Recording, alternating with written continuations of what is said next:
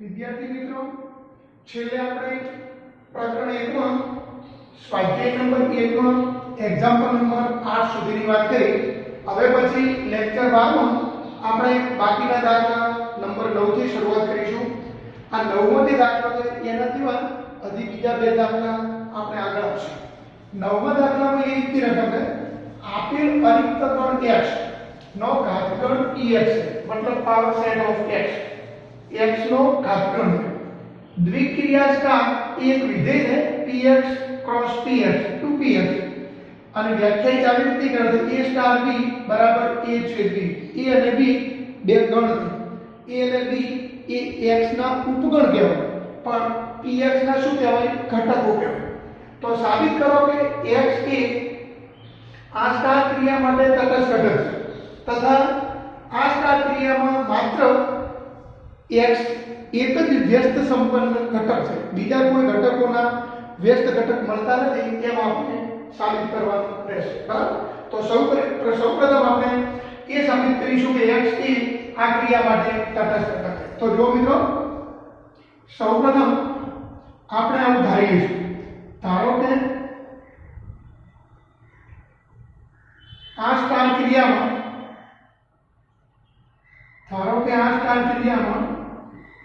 અનન્ય તટસ્થ ઘટક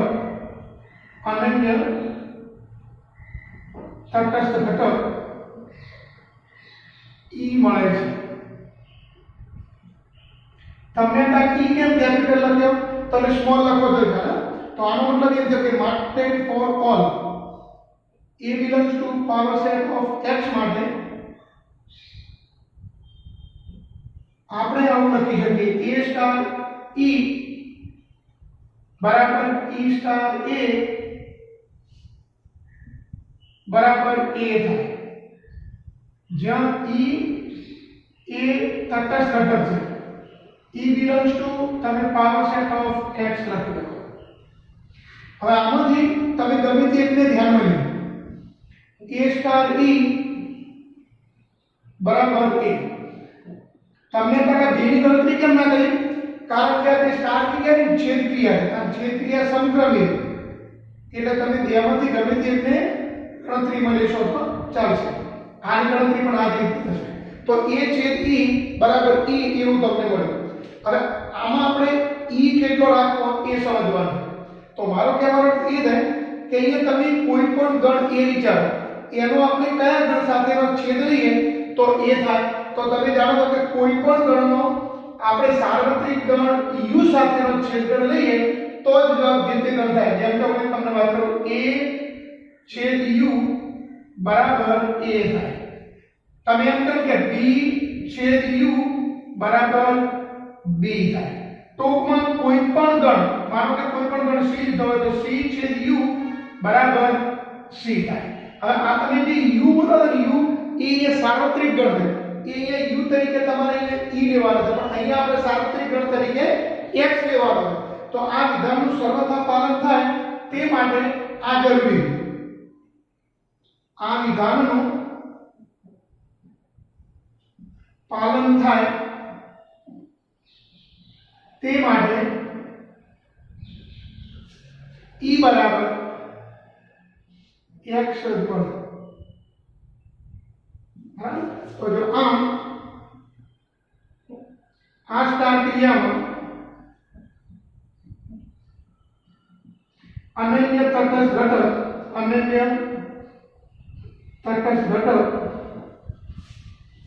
x મળે. એ નોંધજો, આ તમે જ્યારે x તરીકે ઓળખો ને, આ x બરાબર તમારે u સમજવાનું. u એટલે સાર્વત્રિક ગણ. u એટલે કયો ગણ? સાર્વત્રિક ગણ. સમજો, અને ખાલી માત્ર તમારે ધ્યાન રાખવું કીધું. હવે તમને તટસ્થ ઘટક મળી ગયો. આ પાછો અનન્ય, કારણ કે આ ક્રિયાની સમક્રમિત છે, કોના પરથી ગણતરી કરશો ને તો પણ જવાબ એનો એ જ થશે.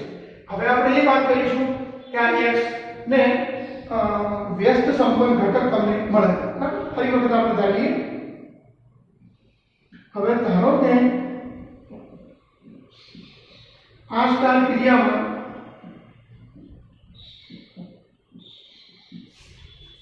x નો વ્યસ્ત ઘટક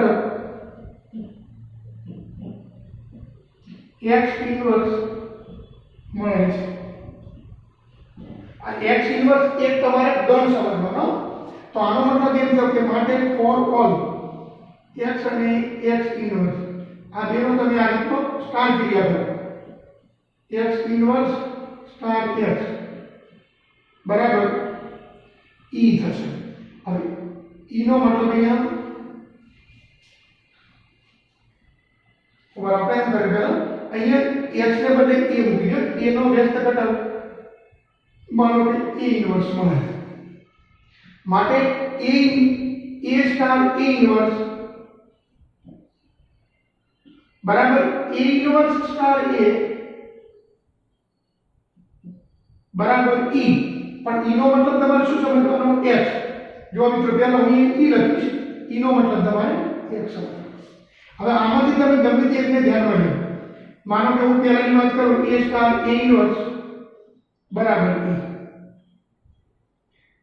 હવે અહીંયા સ્ટાર ક્રિયાનો ઉપયોગ કરીશું તો a છેદ a ઇન્વર્સ બરાબર થશે x। હવે જો x કીધે ને એ સાર્વત્રિક ગણ, હવે હું તમને આ પ્રશ્ન પૂછું એવા કયા બે ગણ હોય કે જેમનો છેદગણ સાર્વત્રિક ગણ થાય? હું તમને એમ કહું કે કયા બે ગણ ખાલી જગ્યા છેદ ખાલી જગ્યા બરાબર સાર્વત્રિક ગણ u થાય? તો તમે એમ કહેશો કે u છેદ u હોય તો જ u થાય, u છેદ u તો જ u થાય। બીજી રીતે હું તો માનો કે x એ સાર્વત્રિક ગણ છે તો x છેદ તમે x કરો તો જ x થાય। તો આ જે વિધાન છે એનું પાલન થાય તે માટે આપણે આવું કરવું પડશે।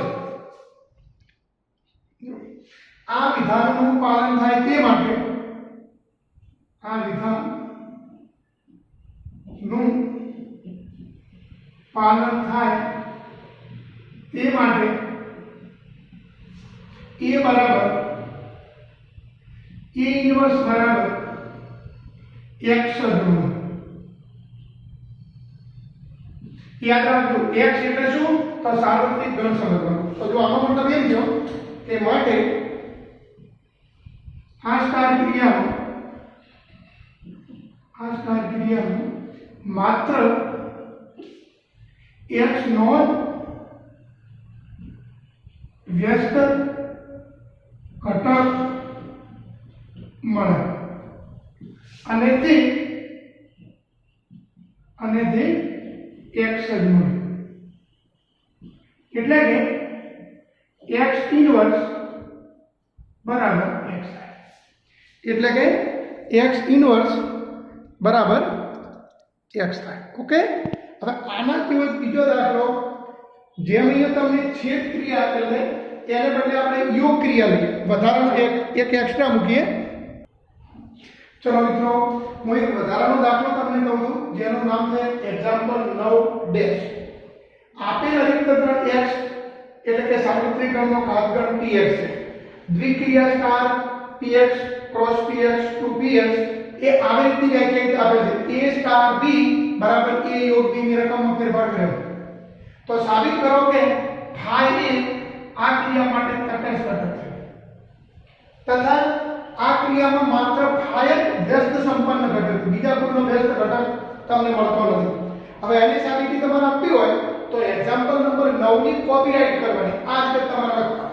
ધારો કે આ સ્ટાર ક્રિયામાં અનન્ય તટસ્થ ઘટક e મળે છે, માટે પ્રત્યેક a belongs to px માટે a સ્ટાર e બરાબર e સ્ટાર a બરાબર a થવું જોઈએ।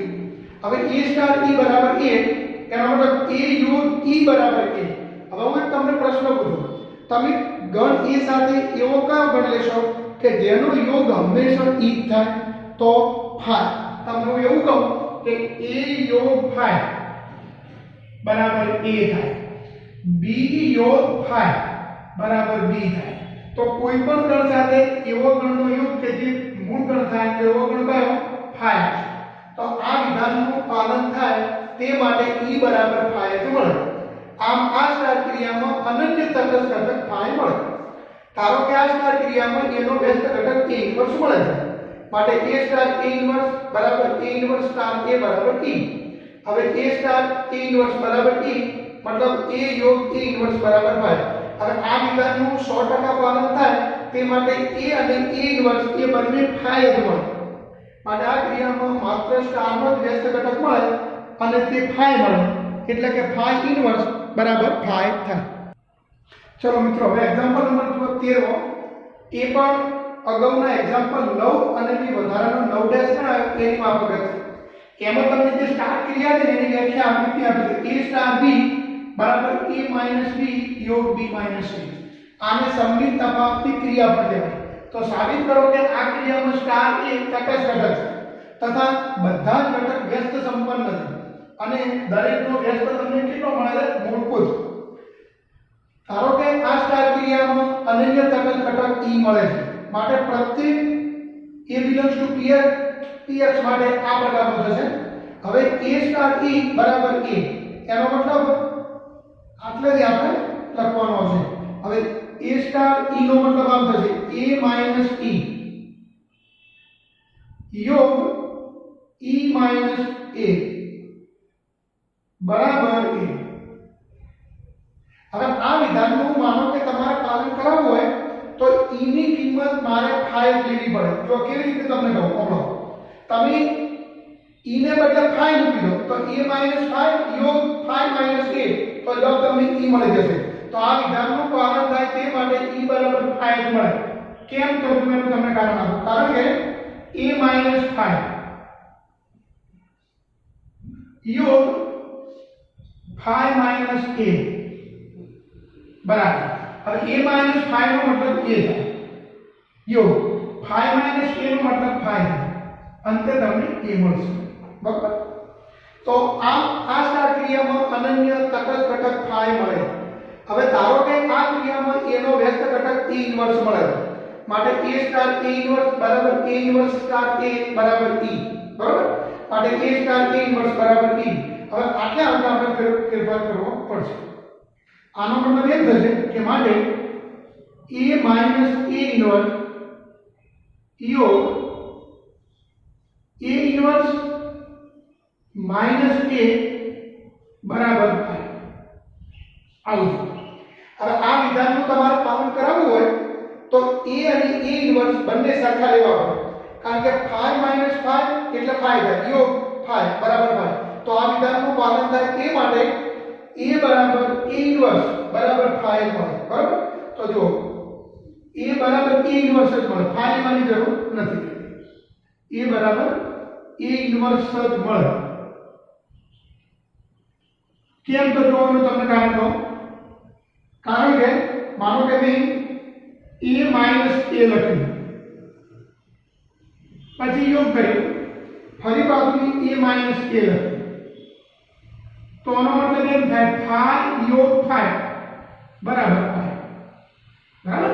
તો એનો મતલબ એમ થયો કે આ વિધાનનું પાલન જો તમારે કરાવવું હોય તો a ઇન્વર્સ બરાબર a લખવું પડે. બીજી રીતે a બરાબર તમને a ઇન્વર્સ મળે. મિત્રો તમે આમ પણ લખી આપો a ઇન્વર્સ બરાબર a. તો જો આ સ્ટાર ક્રિયામાં બધા જ ઘટક, એટલા ફાયના નહીં, આ ક્રિયામાં બધા જ ઘટક એ ના વ્યસ્ત ઘટક મળે છે. બધા જ ઘટક એના વ્યસ્ત ઘટક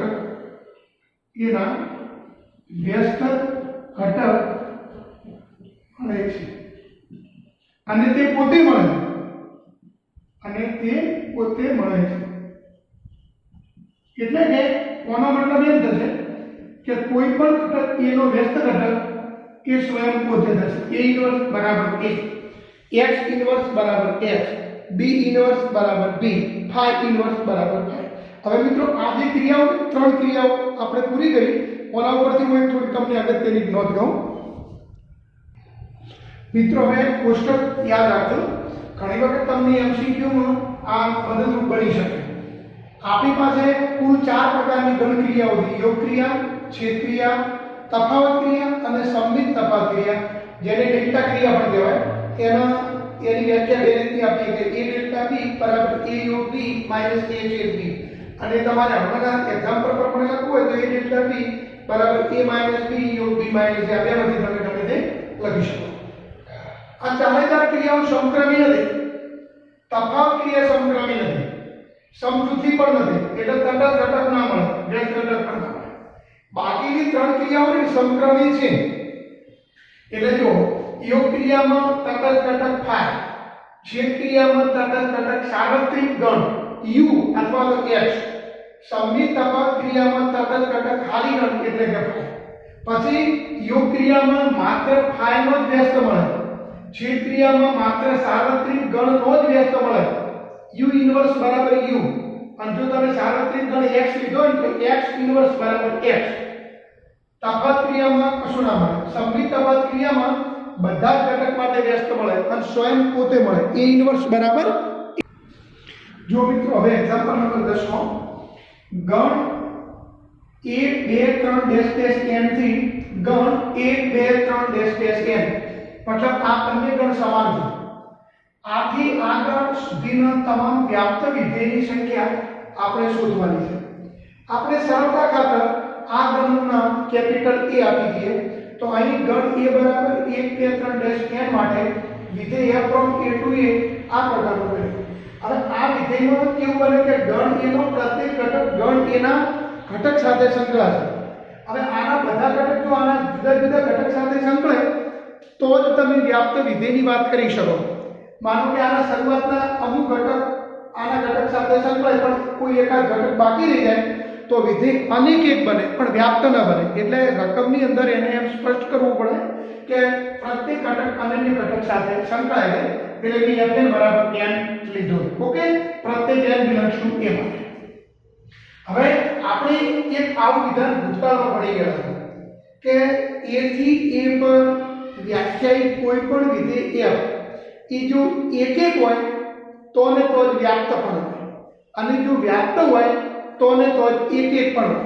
કારણ કે વિધેય જો વ્યાપ્ત હોય તો પ્રત્યેક સહપ્રદેશનો ઘટક પ્રદેશના અનન્ય ઘટક સાથે સંકળાયેલો હોવો જોઈએ. તેનાથી ઊંધું જો એક એક હોય તો પ્રદેશનો ઘટક જે છે એ સહપ્રદેશના ઘટક સાથે એ અનન્ય રીતે સંકળાયેલો હોવો જોઈએ. તો એનો મતલબ એ થયો કે a થી a પર વ્યાખ્યાયિત વ્યાપ્ત વિધેયની સંખ્યા બરાબર a થી a પર વ્યાખ્યાયિત એક એક વિધેયની સંખ્યા. જેટલા વિધેય વ્યાપ્ત હોય એટલા જ વિધેય એક એક બને. એક એકની સંખ્યા અને વ્યાપ્તની સંખ્યા સરખી થાય ક્યારે? જ્યારે a થી a પર વિધેય વ્યાખ્યાયિત થતું હોય ત્યારે. હવે ગણ a ના ઘટકોની ટોટલ સંખ્યા તમને કેટલી આપેલ છે n. હવે એક એક વિધેયની સંખ્યા તમને ગણી આપું. માનો કે પહેલો ઘટક 1 છે એ આના કોઈ પણ એક ઘટક સાથે n રીતે સંકળાશે એટલે પહેલો ઘટક સંકળાવવાની રીત કેટલી n. હવે જે બીજો ઘટક છે એ ગણ સહપ્રદેશ a ના બાકીના n-1 ઘટકો પૈકી ગમે તે એક સાથે n-1 રીતે સંકળાશે. ત્રીજો ઘટક જે તગડો છે એ બાકીના n-2 ઘટકો સાથે n-2 રીતે સંકળાશે. એમ છેલ્લે જતા આનો જે n મો ઘટક છે એ પેલી બાજુના એક ઘટક સાથે સંકળાશે, તેની આગળનો જે ઘટક છે તે રીતે સંકળાશે.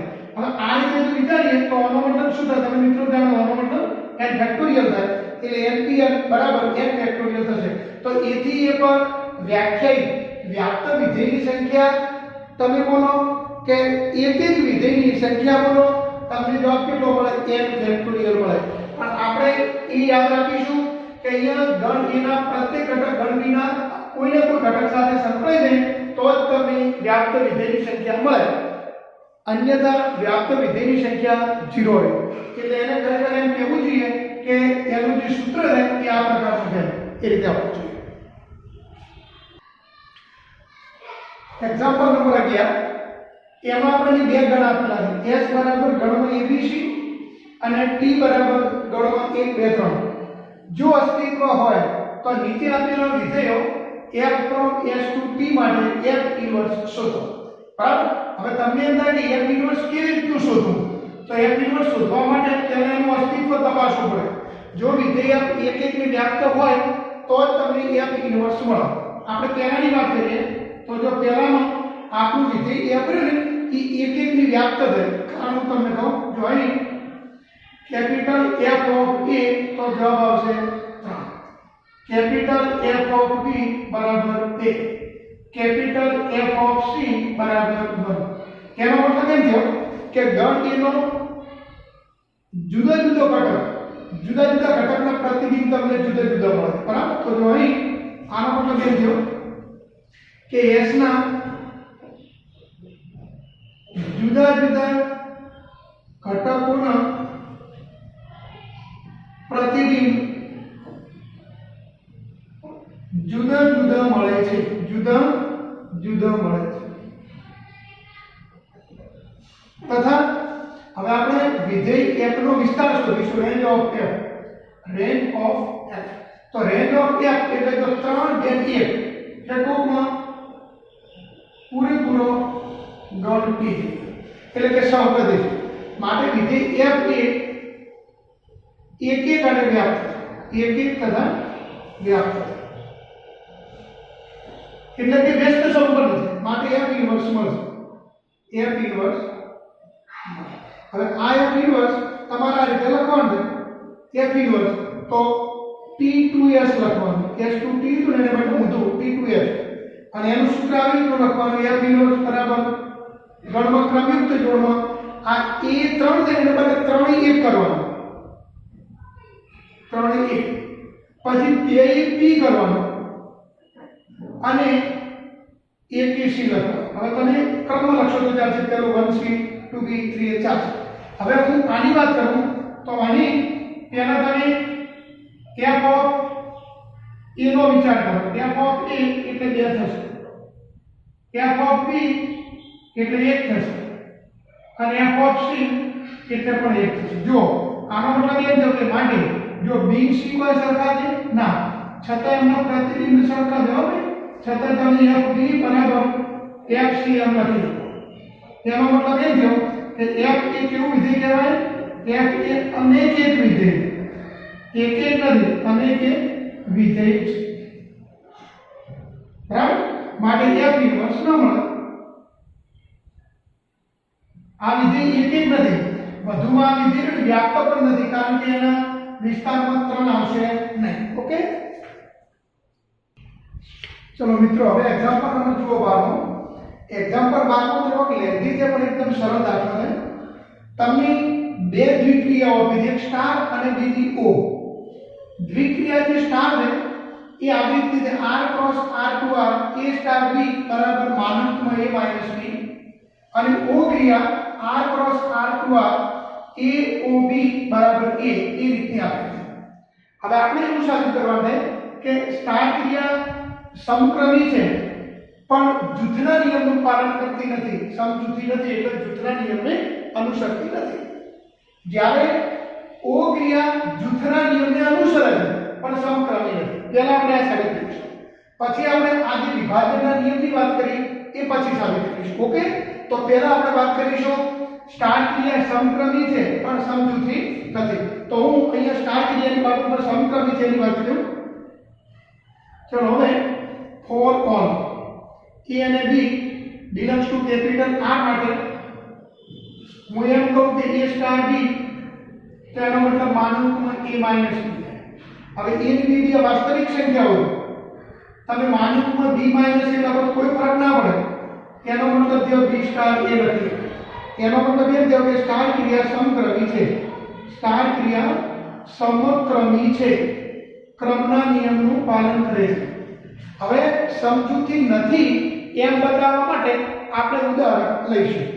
હવે માનો કે હું 2 3 અને 4 લઉં, બિલોંગ્સ ટુ કેપિટલ R માટે પહેલા હું આની ગણતરી કરીશ, 2 સ્ટાર કૌંસમાં 3 સ્ટાર 4 ને, આનો મતલબ એમ થશે 2 સ્ટાર, હવે 3 સ્ટાર 4 નો મતલબ એમ થાય 3 માઈનસ 4, તો એનો મતલબ એમ થશે 2 સ્ટાર હવે 3 માઈનસ 4 એટલે માઈનસ 1 નું માનક એટલે 1 થશે, 2 સ્ટાર 1 એનો મતલબ 2 માઈનસ 1 અંતે જવાબ તમને 1 મળશે। એ પ્રમાણે આપણે આની વાત કરીશું, 2 સ્ટાર 3 કૌંસની બહાર સ્ટાર 4, હવે 2 માઈનસ 3 સ્ટાર 4, 2 માઈનસ 3 એટલે માઈનસ 1 એટલે 1 થશે, 1 સ્ટાર 4 એનો મતલબ એમ થશે 1 ઓછા 4 એટલે જવાબ આવશે। ચલો બે વસ્તુ કોઈ સરખી થઈ ના, એનો મતલબ એમ થયો કે 2 સ્ટાર કૌંસમાં 3 star 4 does not equal to 2 star 3 કૌંસની બહાર માટે સ્ટાર ક્રિયા સમજૂથી નથી, સમજૂથી નથી મતલબ જૂથના નિયમને અનુસરતી નથી. હવે આપણે ઓ ક્રિયાની વાત કરીશું. તો જો ઓ ક્રિયા સમજૂથી છે પણ સમક્રમી નથી, પહેલા સમક્રમી નથી એમ બતાવીશું. ચલો હવે for all a અને b belongs to capital R માટે AOB એનો મતલબ a થાય. તથા હું તમને એમ પૂછું કે BOA તો એનો મતલબ b થાય. બરાબર? એટલે AOB does not equal to BOA. બરાબર? તો એનો મતલબ એમ થયો કે સ્ટાર ક્રિયા સમક્રમી છે. સ્ટાર ક્રિયા સોરી ક્રમના નિયમનું પાલન કરતી નથી, સમક્રમી નથી. બરાબર? હવે આપણે સમજૂથી છે એમ બતાવીશું. સમજૂથી છે એમ બતાવવા માટે ઉદાહરણ ન ચાલે એટલે હું વ્યાપક રીતે સમજી આપીશ. AO કૌંસમાં BOC બરાબર. AO હવે BOC નો મતલબ B થાય અને તમે જાણો છો AOB નો મતલબ A થાય.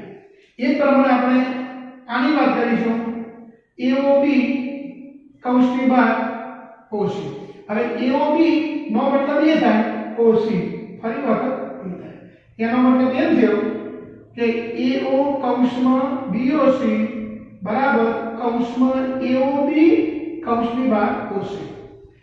એટલે કે સ્ટાર ક્રિયા સમજૂથી છે. બરાબર? સમક્રમી નથી પણ સમજૂથી. હવે આપણે આગળની વાત વિચારીશું. પ્રત્યેક ABC belongs to R માટે A સ્ટાર કૌંસમાં BOC બરાબર A star B O A star C થાય છે એવું આપણે સાબિત કરીશું. બરાબર? તો હવે સાબિતીનો આગળનો ભાગ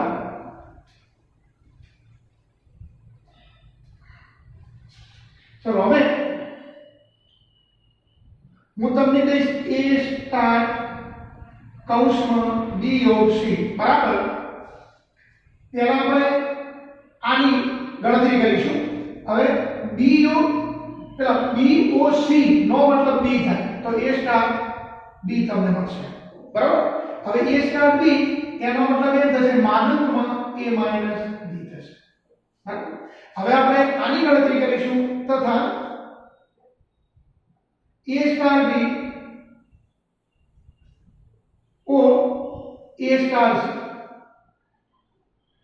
હવે A સ્ટાર B એનો મતલબ થશે માનકમાં A માઈનસ B પછી O માનકમાં A માઈનસ C. બરાબર? હવે વચમાં O ક્રિયા છે. O ક્રિયામાં નિયમ છે કે જે પહેલો ઘટક હોય એ તમારો જવાબ બને તો આનો જવાબ શું આવશે માનકમાં A માઈનસ B. આ રીતની વ્યાખ્યા. તો જો આનો મતલબ એમ થયો કે માટે A સ્ટાર કૌંસમાં BOC બરાબર A સ્ટાર B કૌંસની બહાર O અને ફરીથી કૌંસમાં A સ્ટાર C. એનો મતલબ એમ થયો કે સ્ટાર ક્રિયા એ O ક્રિયા પર વિભાજન કરી શકે છે. સ્ટાર એ O પર વિભાજનીય છે.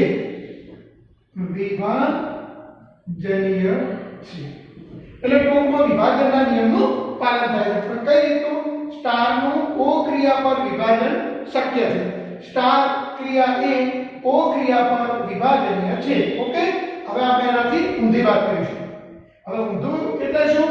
તો O એ સ્ટાર પર વિભાજનીય થશે તો જો હવે આપણે આની વાત કરીશું. તો લખો હવે AO B સ્ટાર C બરાબર AOB સ્ટાર AOC નો વિચાર કરીએ. નો વિચાર કરીએ જોઈએ શું થાય છે તે. બરાબર? તો આના માટે તમે આ રીતની પહેલા ગણતરી કરો. AOB સ્ટાર C તો A હવે O B સ્ટાર C નો મતલબ માનકમાં B માઈનસ C અને અંતે આનો જવાબ તમને A મળશે. હવે આપણે જમણી બાજુનો વિચાર કરીશું.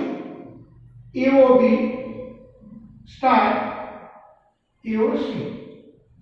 હવે AOB નો મતલબ એ જ થાય સ્ટાર AOC નો મતલબ પણ એ થાય. બરાબર? AOB AOC. હવે A સ્ટાર A એનો મતલબ એમ થાય માનકમાં A માઈનસ A બરાબર 0 થાય. તો એનો મતલબ એ થયો કે જો AO કૌંસમાં B star C does not equal to AOB star એવું છે. આ બંને હરખા થયા નહીં. તો આનો મતલબ એમ થયો કે માટે OA સ્ટાર ક્રિયા પર વિભાજન નથી. OA સ્ટાર ક્રિયા પર વિભાજનીય નથી. વિભાજનીય નથી. બરાબર. જો અહીંયા સ્ટાર ક્રિયા ની O ક્રિયા પર વિભાજનીય છે પણ O એ સ્ટાર પર વિભાજનીય નથી. જેમ આપણે બૈજિક ગણિતમાં નહીં બનતું ગુણાકાર એ સરવાળા પર વિભાજનીય છે પણ સરવાળાનો ગુણાકાર પર વિભાજન શક્ય નથી. વિભાજનના બંને નિયમોનું પાલન થતું હોય એવી ગણ ક્રિયાઓ યોગનો છેદ પર થાય, છેદનો યોગ પર થાય. ઓકે. હવે જો મિત્રો એક્ઝામ્પલ નંબર 14 માં 13મો દાખલો આપણે આગળ ગણી ગયા છે. ગણ 0 1 2 3 4 5 પર વ્યાખ્યાયિત દ્વિક્રિયા સ્ટાર માટે A સ્ટાર B તમને બે ભાગમાં આપેલ છે. જો A વત્તા B ની કિંમત 6 કરતા નાની થાય તો A સ્ટાર B બરાબર 2 નો સરવાળો અને જો A પ્લસ B ની કિંમત 6 કરતા મોટી થાય તો 2 નો સરવાળો કરીને 6 બાદ કરવાનો. આ એનું સૂત્ર છે. સાબિત કરો કે આ સ્ટાર ક્રિયાનો તટસ્થ ઘટક શૂન્ય છે તથા આ ગણનો પ્રત્યેક શૂન્યતા ઘટક વ્યસ્ત સંપન્ન છે અને તેનો વ્યસ્ત તમને 6 - A સ્વરૂપે મળે છે. તો જો સૌપ્રથમ આપણે આ ગણનું નામ A આપી દઈશું તથા ગણ A પર વ્યાખ્યાયિત સ્ટાર ક્રિયા માટેનું સૂત્ર આ રીતે. હવે આપણો જે ગણ A છે એને પૃથક સંખ્યાઓનો ગણ કહેવાય. આપણે એમ કરીશું સૌપ્રથમ આનું ક્રિયા કોષ્ટક બનાવીશું. ચલો હવે આ સ્ટાર ક્રિયાનું ક્રિયા કોષ્ટક આ સ્ટાર ક્રિયાનું ક્રિયા કોષ્ટક આ રીતનું બનશે. અહીંયા તમારે સ્ટાર લખવાનું, અહીંયાના ઘટકો લખવાના 0 1 2 3 4 અને 5. એમ અહીંયા 0 1 2 3 4 5 આ રીતનું તમારે કોષ્ટક તૈયાર કરવાનું. બરાબર. હવે હું એમ કહું કે 0 સ્ટાર 0 એટલે તમે 0 નો અને 0 નો સરવાળો કરો તો તમને જવાબ કેટલો મળશે? 0. જે 6 કરતા નાનો હોય તો 2 નો સરવાળો કરવાનો. 0 વત્તા 1 એટલે 1, 6 કરતા નાનો એટલે 1, અહીંયા 2 થશે, અહીંયા 3, અહીંયા 4, અહીંયા 5 થશે. અહીંની વાત કરું તો અહીંયા પહેલો 1 થશે, 2 3 4 હવે તમે 1 અને 5 નો સરવાળો કરો 6 દેવ ને. હવે જો 6 અથવા 6 કરતા મોટો થાય તો એમાંથી તમારે 6 બાદ કરવાનો એટલે અહીંયા 0 આવશે. 2 અને 0 નો સરવાળો 2 થશે, અહીંયા 3 થશે, અહીંયા 4 થશે, અહીંયા 5 થશે, અહીંયા 0 થશે, ફરી પાછું અહીંયા 5 ને 2 7, 7 માંથી 6 બાદ કરો તો 1 થશે. એ પ્રમાણે તમે આગળ વધો તો અહીંયા થશે તો 3 પછી 4 5 0 1 અને 2 અહીંયા પેલું 4 થશે, પછી અહીંયા 5 થશે, 0 1 2 અને 3 અહીંયા થશે પેલું 5 પછી અહીંયા 0 થશે, 1 2 3 અને 4 આ રીતનો ક્રિયા કોષ્ટક મળશે. હવે જો મિત્રો તમને એને કયા કયા જવાબ બરાબર કીધા છે? સ્ટાર ક્રિયાનો તટસ્થ ઘટક શૂન્ય છે. તમે એક કામ કરો, પેલો સ્ટાર પછી જે તમને આ પેલીની ઉપર હાર લખી અને અહીંયા જે પેલો સ્તંભ લખ્યો એ ટાઈપના એક્ઝેક્ટલી ઘટકો મળતા હોય એવું મને આમાંથી તમે આર પસંદ કરી આપો. આના જેવી એક્ઝેક્ટ આર મળતી હોય એવી આર આની આના ઉપર તમારે આવું કરો. એવી રીતે આ જે સ્તંભના ઘટકો જે કોપીરાઇટ મળતા હોય એ પ્રમાણે એના ઉપર આમ રાઉન્ડ કરો. હવે એવો કયો ઘટક કે જે બંને વખત કપાય છે? 0. તો તમે એમ કહી શકશો કે જો આ સ્ટાર કોષ્ટક પરથી સ્પષ્ટ છે કે 0 1 0 1 સ્ટાર ક્રિયાનો તટસ્થ ઘટક. કેવી રીતનું? તો જાણું તમને કારણ કહું. કારણ કે તમે કોઈ પણ ઘટક A વિચારો, કારણ કે પ્રત્યેક small a belongs to capital A માટે તમે A સ્ટાર 0 કરો તમને જવાબ એ મળશે એટલે 0 જે છે ને એ એનો તટસ્થ ઘટક બની ગયો હવે પ્રશ્ન રહ્યો વ્યસ્ત ઘટકનો તો જો વ્યસ્ત ઘટકનો જવાબ કેવી રીતે મિત્રો મેળવીશું સાંભળો માનો કે હું તમને એમ કહું કે મારે 0 નો વ્યસ્ત મેળવવો તો તમારે 0 ની લાઈનનો જવાબ જેટલે અંતર તમને તટસ્થ ઘટક 0 મળે એ લાઈનમાં જતું રહો તો 0 નો તટસ્થ ઘટક તમને 0 મળશે જો વધુમાં આ કોષ્ટક પરથી વધુમાં આ કોષ્ટક પરથી હું તમને એમ કહું કે 0 નો વ્યસ્ત તો 0 મળે હવે 1 નો વ્યસ્ત તો 1 ની ઋણમાં આગળ વધે જેટલે આપણે 0 આવે એટલે ઉભા રહો 0 આવ્યો તો એને તમારે આ રીતે 90 ના ગુણે જતું રહેવું તો 1 નો વ્યસ્ત તમને 5 મળશે બરાબર પછી 2 નો વ્યસ્ત તો 2 ની ઋણમાં આગળ વધો જેટલે આપણે તટસ્થ ઘટક આવે એટલે ઉભા રહો પછી 90 ના ગુણે આગળ વધો તો 4 આવશે તો 2 નો વ્યસ્ત તમને 4 મળશે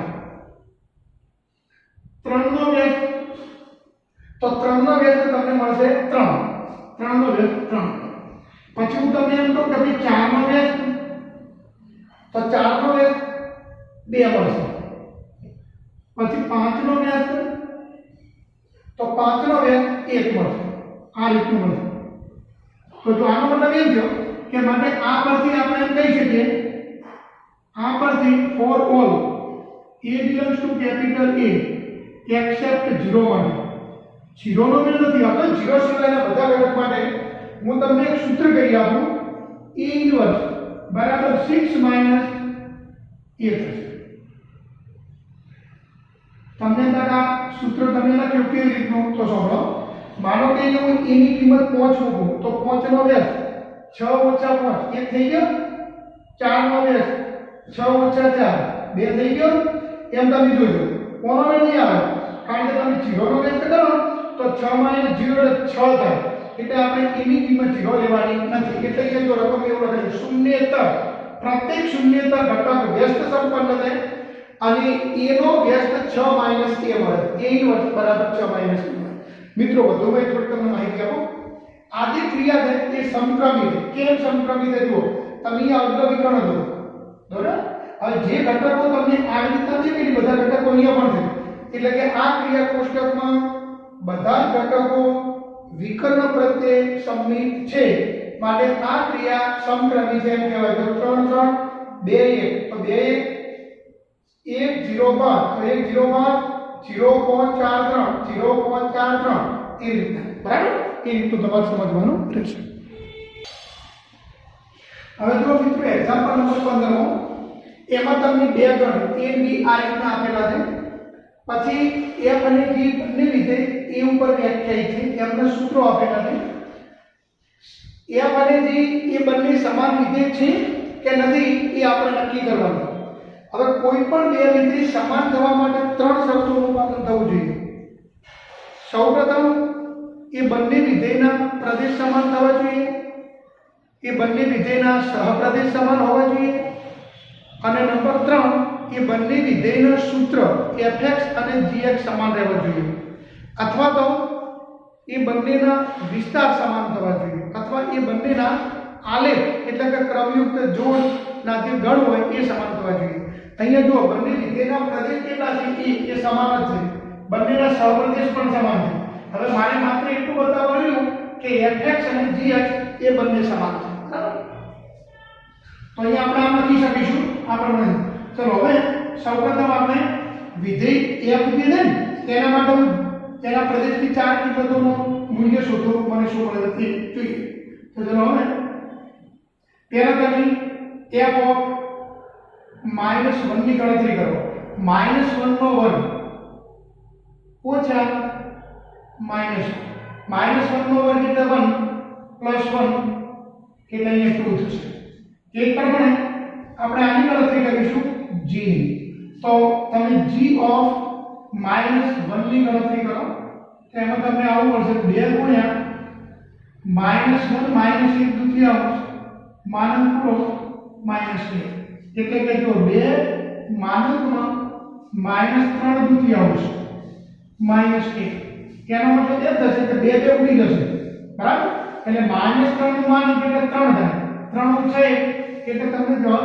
2 મળશે બરાબર હવે આવી રીતે ફરી વખત આપણે f(0) ની ગણતરી કરીશું એટલે કે 0 નો વર્ગ -0 એટલે મને 0 - 0 એટલે જવાબ મળશે 0 હવે આપણે g0 ની ગણતરી કરીશું તો g0 ની ગણતરી આ રીતે થશે 2 માનાંકમાં 0 - 1/2 -1 આનો મતલબ એમ થાય 2 ગુણ્યા -1/2 -1 બે ઉડી જશે -1 નું માનાંક એટલે 1 થશે 1 ઓછા 1 એટલે 0 થશે હવે આપણે વાત કરીશું એકડાની તો f(1) જુઓ તો આનો મતલબ એમ થાય 1 નો વર્ગ ઓછા 1 1 નો વર્ગ 1 ઓછા 1 એટલે અંતે જવાબ તમને 0 મળશે અહીંયા આપણે g1 ની વાત કરીશું તો જો મિત્રો બે કૌંસ માનાંકમાં 1 ઓછા 1/2 ઓછા 1 એટલે કે બે માનાંકમાં 1/2 ઓછા 1 બે ઉડી જશે એટલે 1 ઓછા 1 થશે એટલે એનો જવાબ તમને 0 મળશે અને છેલ્લે હવે હું ગણતરી કરીશ f(2) ની તો 2 નો વર્ગ ઓછા 2 એટલે કે 4 ઓછા 2 એટલે મને 2 મળશે જ્યારે બીજી બાજુના ભાગમાં આપણે g(2) ની ગણતરી કરીશું તો બે માનાંકમાં 2 - 1/2 ઓછા 1 એટલે કે 2 માંથી 1/2 થાય એટલે 3/2 થશે -1 બે ઉડી જશે એટલે 3 ઓછા 1 એટલે જવાબ મને 2 મળશે તો જો આનો મતલબ એમ થયો કે x આગળ જે f નું મૂલ્ય મળે એ તમને g આગળ મૂલ્ય મળે તો જો હું આવું લખી શકું છું આમ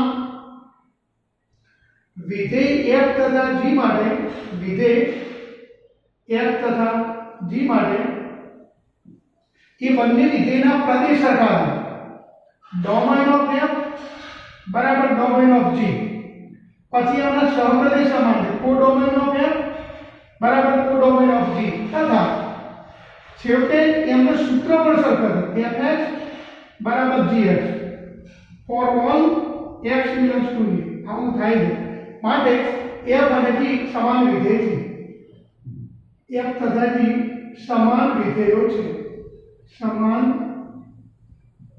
વિધેયો છે એટલે તમે એમ લખી શકો f બરાબર g બરાબર તમે આગે લખ્યું એના બદલે આવું લખો તો ચાલે રેન્જ ઓફ f બરાબર રેન્જ ઓફ g એમ લખશો તો પણ ચાલશે ઓકે હવે એના પછી આપણે આગળની વાત કરીશું જો મિત્રો હવે એક્ઝામ્પલ નંબર 16 17 18 અને 19 એ ચાર MCQ છે એની ગણતરી આપણે આ રીતે કરીશું 16 અને 17 બે દીવા ગણ a બરાબર 1 2 3 લેવાનું છે આગળ એ ઉપર તમારે સંબંધ s વ્યાખ્યાયિત કરવાનો અને કઈ શરત મુજબ એની અંદર ઘટક 1 2 અને 1 3 આવવા જોઈએ આ બંને ક્રમયુક્ત જોડ હોવી જોઈએ પછી સંબંધ સ્વવાચક હોવો જોઈએ સંમિત હોવો જોઈએ પરંતુ પારંપરિક ના હોવો જોઈએ તો આવા સંબંધ ગણ a ઉપર કેટલા વ્યાખ્યાયિત કરી શકાય એ આપણો પ્રશ્ન તો જો મિત્રો અહીં ગણ a બરાબર 1 2 3 હવે સંબંધ s ની અંદર ગણ a ઉપર વ્યાખ્યાયિત છે તો s હંમેશા a ક્રોસ b નો ઉપગણ થાય તો s ની અંદર જે ક્રમયુક્ત જોડ આવશે એ a ક્રોસ a ની આવશે કોની આવશે a ક્રોસ a તો a ક્રોસ a ની અંદર આવી તમને કુલ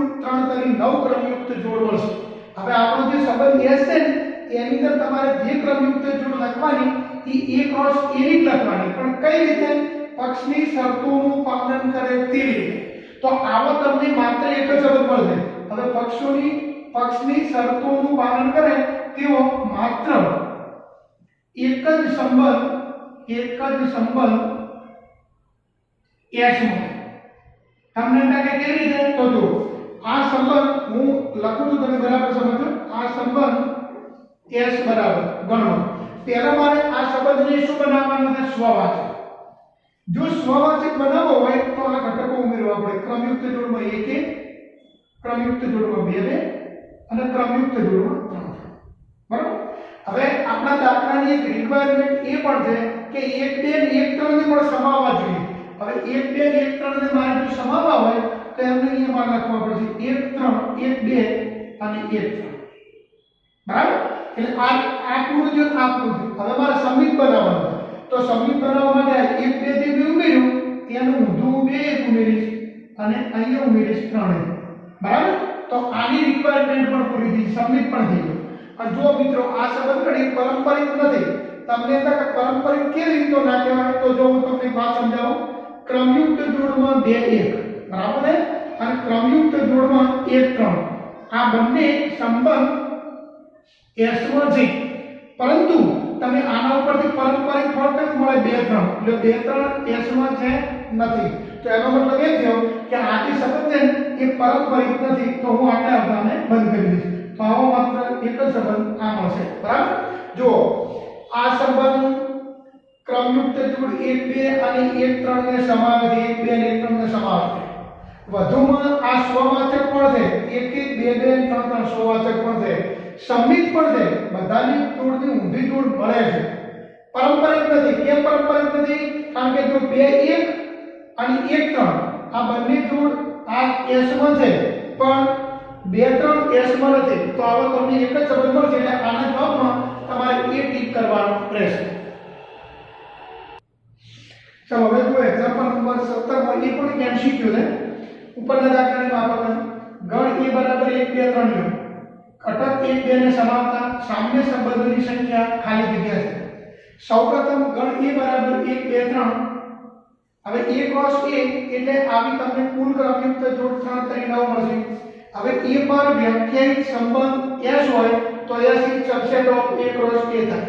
હવે પક્ષોની મતલબ પક્ષની શરતનું પાલન કરે તેવા માત્ર તમને બે જ સંબંધ s મળશે. એનો પહેલો સંબંધ હું લખું s બરાબર ગણમાં ક્રમયુક્ત જોડનો. જો મારે સંબંધ કેવો બનાવવાનો? સામ્ય. એટલે પેલો સ્વવાચક તો હોય 1 1 2 2 3 3 મેં લખી દીધું. હવે મારે 1 2 ને સમાવવાનું, એટલે 1 2 તો લખવું જ પડે. હવે આ સંબંધ સામ્ય હોવાથી સંમિત પણ હોય તો 2 1 પણ ઉમેરવું પડશે. હવે જો મિત્રો આ જે સંબંધ છે એ 1 2 ને સમાવે છે. વધુમાં આ સંબંધ સામ્ય પણ છે. કેમ? કારણ કે જો સ્વવાચક છે, સંમિત પણ છે અને પારંપરિક છે. એક સંબંધ તમને આ રીતનો મળશે. અને આનો બીજો સંબંધ આપણે કહો એનું નામ S2 આપીશું.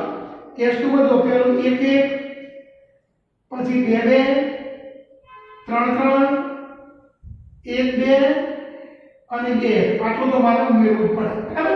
હવે હું થોડુંક નવું ઉમેરવા માંગુ છું. માનો કે આપણે આ જે 1 3 છે ઉમેરી, હા હવે હું 1 3 ઉમેરું તો એનું ઊંધું મારે 3 1 ઉમેરવું પડે. કારણ કે આ સંબંધ સામ્ય છે એટલે સંમિત છે.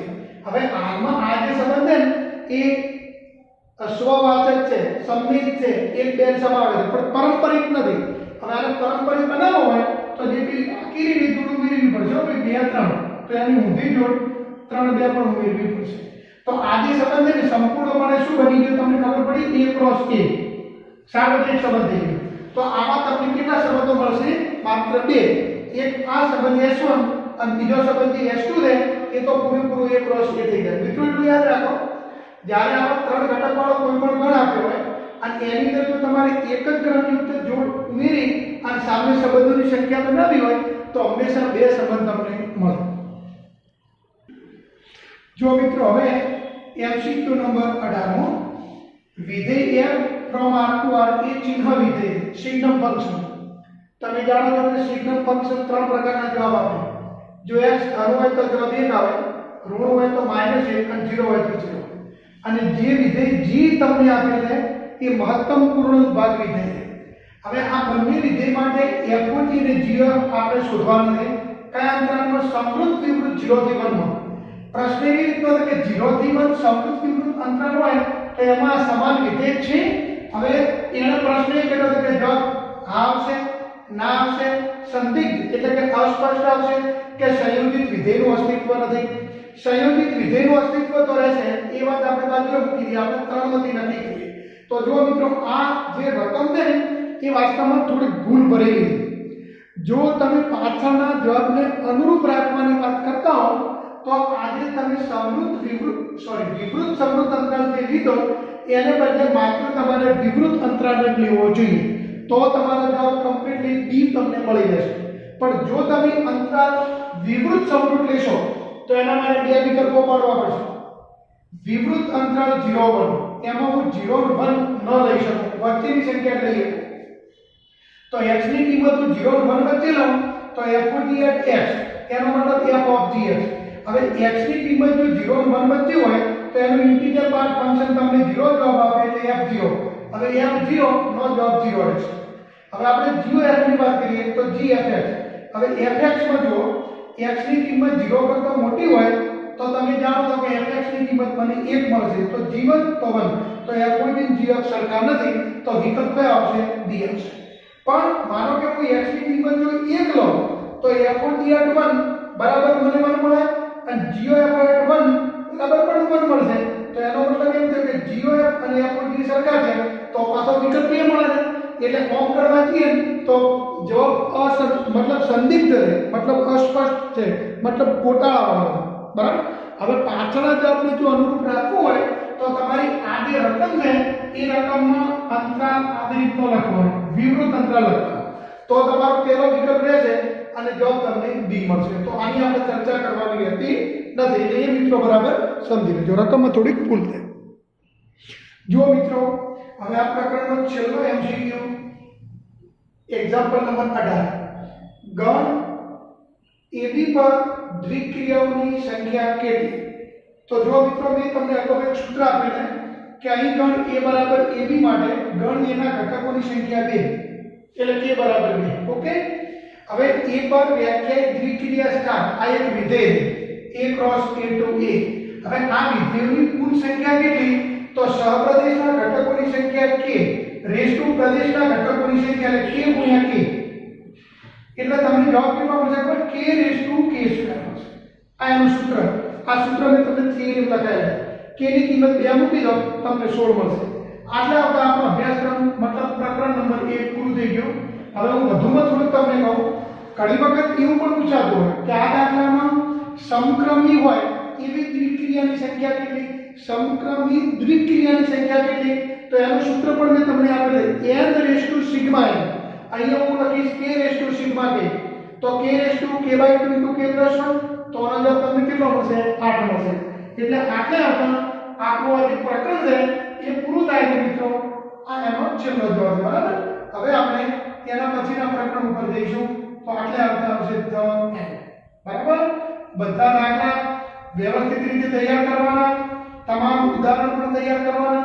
એ ઉપરાંત બીજા જે રેફરન્સ પુસ્તકો હોય એનો પણ તમારે ખૂબ સહારો લેવાનો છે અને વ્યવસ્થિત રીતે મહેનત કરવાની. પહેલા થિયરી કમ્પ્લીટ તૈયાર કરો, પછી એક્ઝામ્પલ ગણવાના, તો તમને બધા દાખલા ફાવશે. હંમેશા સહેલાથી ઓકવર્ડ તરફ જવાનું, તો જ તમે બધું ગણી શકશો. વિડીયો સાંભળતી વખતે ઇયરફોનનો ઉપયોગ કરો અને 360 પિક્સેલ કે તેથી વધુ રાખી પછી જ વિડીયો તમારે જોવાનો. બરાબર. ધન્યવાદ.